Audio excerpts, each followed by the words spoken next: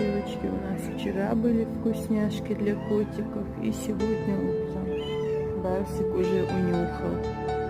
Потрошки и рыба им надоели. А это моя родственница угостила их колбаской.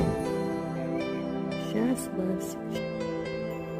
Не поверите, Барсик за мной не прибежал. Ему надо обязательно положить отдельно. Всем приятного аппетита, друзья, не торопитесь. Это что такое?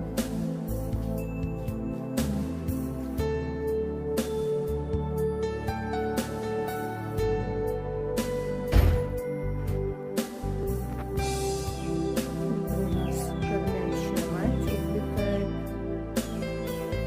Серую пушистую девочку отдам в добрые руки.